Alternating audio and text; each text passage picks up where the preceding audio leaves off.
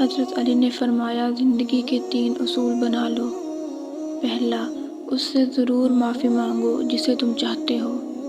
دوسرا، اس سے کچھ مت چھپاؤ جو تم پر اعتبار کرتا ہو۔ تیسرا، اس کو مت چھوڑو جو تمہیں چاہتا ہو۔ تم دنیا میں ہر شخص سے جیت سکتے ہو، مگر اس سے کبھی نہیں جیت سکتے جو تمہارے لیے جان بوجھ کر ہار جائے۔ بہترین آنکھ وہ ہے جو حقیقت کا سامنا کرے۔ کبھی تم دوسروں کے لیے دل سے دعا مانگ کر تو دیکھو، تمہیں اپنے لیے دعا مانگنے کی ضرورت ہی نہیں پڑے گی۔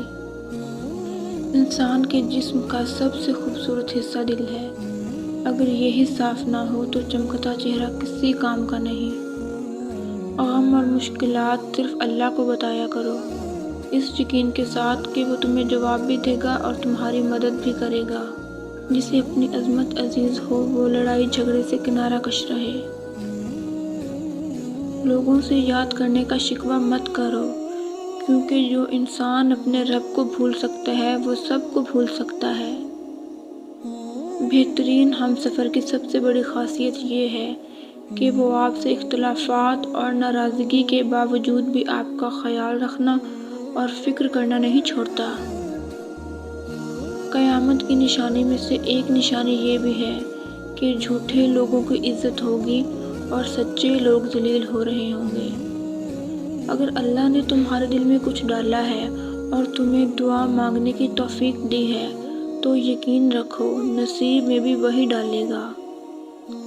جس خواہش کو تم اللہ کی رضا کے لیے رد کر دیتے ہو وہ اسی خواہش پر راضی ہو کر اسے تمہارا مقدر بنا دیتا ہے۔ صبر کی 2 صورتیں ہیں، جو ناپسند ہو اسے برداشت کرنا اور جو پسند ہو اس کا انتظار کرنا۔ کبھی مشکل میں کسی بزدل سے مشورہ مت لینا، کیونکہ وہ تمہاری بچی ہوئی ہمت کو بھی ختم کر دے گا۔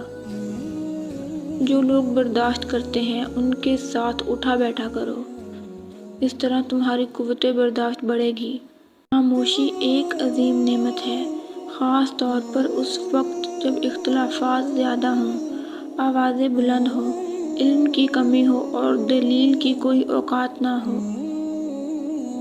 پریشان مت ہوا کرو، ٹھوکر ہمیشہ انہیں ہی لگتی ہے جنہیں اللہ تھامنا چاہتا ہے۔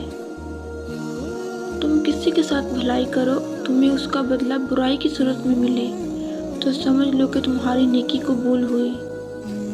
بے فکر ہو جاؤ، اللہ مخلص دلوں کے ساتھ ناانصافی نہیں کرتا۔ مصائب کا مقابلہ صبر سے اور نعمتوں کی حفاظت شکر سے کرو۔ جو آدمی صبر اختیار کرتا ہے وہ کامیابی پاتا ہے، اور جو جلد بازی کرتا ہے وہ ٹھوکر کھاتا ہے۔ شخص اپنی تکلیف کو 3 دن تک لوگوں سے پوشیدہ رکھے اور اپنی تکلیف کی شکایت صرف اپنے اللہ سے کرے تو اللہ پر اس کا حق یہ ہے کہ اسے تندرستی دے۔ زندگی اس کے لیے مت گزارو جس کے لیے تم زندہ ہو، بلکہ اس کے لیے گزارو جو تمہارے لیے زندہ ہے۔